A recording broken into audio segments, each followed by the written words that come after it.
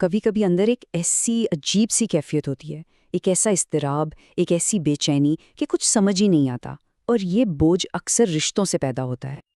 یہ الفاظ یہ صرف غصے کے نہیں ہیں، نہیں، یہ اس گہرے درد کی آواز ہے جو تب اٹھتی ہے جب کوئی اپنا ہی آپ کو اندر سے توڑ رہا ہو، جب آپ کی نیت پر بار بار شک کیا جائے۔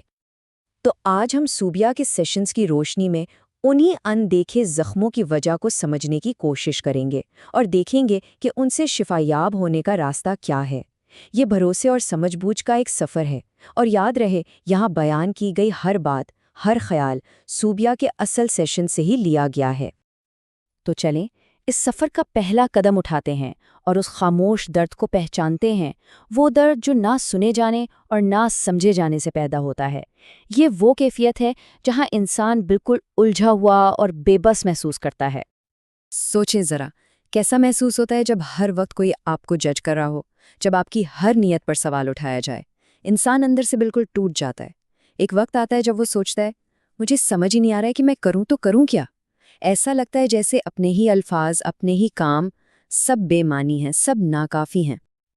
آئیے اب اس ذاتی تکلیف کے پیچھے جو ایک بڑا نظام چھپا ہے اسے سمجھنے کی کوشش کرتے ہیں۔ اکثر یہ درد جو ہم محسوس کرتے ہیں نا، یہ ایک بڑے جابرانہ نظام کی علامت ہوتا ہے، جسے ہم ججمنٹلزم یعنی ہر بات پر فوراً فیصلہ صادر کر دینے کی بیماری کہہ سکتے ہیں۔ تو آخر یہ ججمنٹلزم ہے کیا؟ یوں سمجھیں کہ یہ ہمارے دماغ کا ایک شارٹ کٹ ہے۔ دماغ تھوڑا سست ہے تو وہ نئی صورتحال کا ٹھیک سے جائزہ لینے کے بجائے پرانے تجربات کی بنیاد پر فوراً ایک نتیجہ نکال لیتا ہے۔ اب دیکھیں، سلائی کڑھائی جیسی مہارتوں کے لیے تو یہ بہت اچھا ہے، لیکن انسانی رشتوں میں یہی عادت تباہی مچا دیتی ہے۔ اس بات کو اور گہرائی سے سمجھنے کے لیے سیشنز میں سے ایک حقیقی مثال دیکھتے ہیں۔ حاشر اور مائرہ، یہ ایک جوڑا ہے اور ان کی کہانی ہمیں بتائے گی کہ یہ ذہنیت اصل میں کام کیسے کرتی ہے۔ یہاں دیکھیں، حاشر نے مائرہ کے ہر عمل کو اپنے ماضی کے تجربات کی اینک سے دیکھا۔ اس نے فوراً فرض کر لیا کہ مائرہ نے چابیاں اس لیے چھینی تاکہ وہ خود گاڑی چلا سکے، جبکہ مائرہ کا ارادہ صرف اپنے چاچا کو چابیاں دینے کا تھا۔ حاشر نے یہ سوچا کہ مائرہ کا موڈ اس لیے خراب ہوا کیونکہ اسے ڈرائیونگ نہیں کرنے دی گئی، لیکن اصل وجہ کچھ اور تھی۔ وہ کچھ لوگوں کو ساتھ نہیں لانا چاہتی تھی۔ حاشر کا دماغ بس پرانے منفی پیٹرنز پر چل رہا تھا، اور اس نے اپنے ذہن میں ایک بالکل جھوٹی کہانی بنا لی، اور اس ایک غلط فہمی نے مائرہ کو کتنی شدید تکلیف پہنچائی، کیونکہ ایک بار پھر اس کی نیت پر بھروسہ نہیں کیا گیا تھا۔ اب بہت حساسیت کے ساتھ ذرا آئینے کا رخ اپنی طرف کرتے ہیں۔ کبھی کبھی جانے انجانے میں عورتیں خود بھی اسی پدرشاہی نظام کا ستون بن جاتی ہیں جو انہیں پیچھے دھکیلتا ہے۔ سیشنز میں سے ایک اور مثال دیکھیں۔ ایک ماں ہے جو اپنے بڑے بیٹے عبداللہ کے لیے انتہائی سخت ہیں، لیکن وہی ماں اپنے چھوٹے بیٹے عبدالحاد کو مکمل آزادی دیتی ہیں، اسے موٹر سائیکل بھی دلا دیتی ہیں۔ وہ اپنے ہی گھر میں دو الگ الگ نظام چلا رہی ہیں، اور انہیں خود بھی اس تضاد کا احساس نہیں ہے۔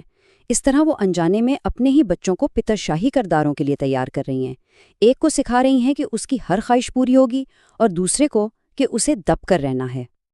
تو سوال یہ پیدا ہوتا ہے کہ جب نظام، لوگ اور حالات ہمارے قابو سے باہر ہوں تو پھر ہم کریں کیا؟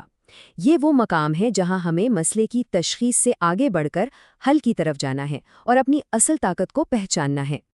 صوبیہ کہتی ہیں کہ ہماری زندگی کو دو دائروں میں تقسیم کر کے دیکھیں۔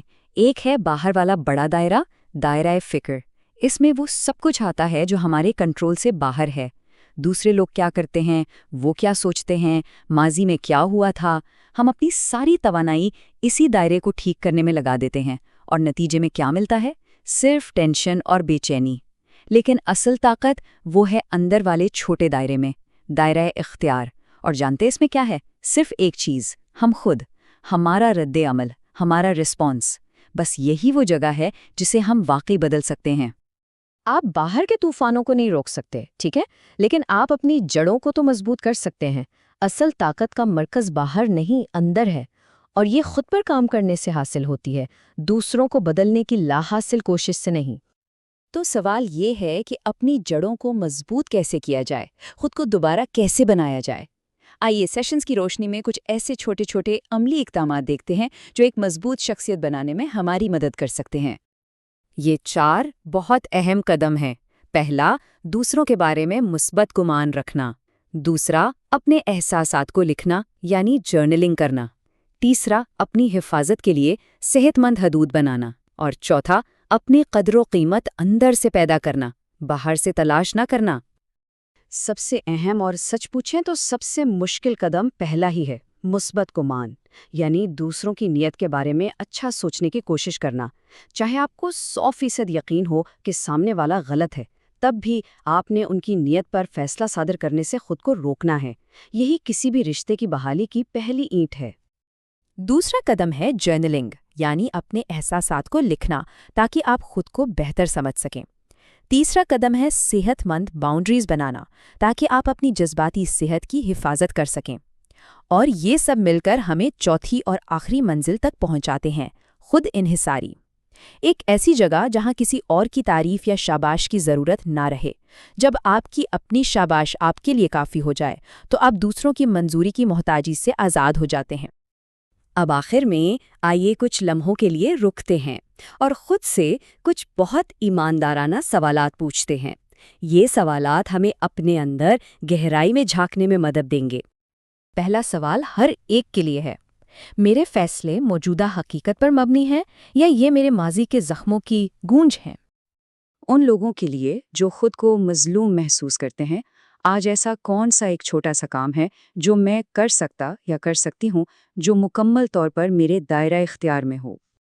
اور ان کے لیے جو کسی رشتے میں طاقتور پوزیشن پر ہیں، چاہے وہ شوہر ہوں، باپ ہوں یا ماں، کیا میں دوسرے شخص کی حقیقت اور اس کے سچ کے لیے جگہ بناتا یا بناتی ہوں، یا میں یہ چاہتا یا چاہتی ہوں کہ وہ صرف میری دنیا میں میری حقیقت کے مطابق جئیں؟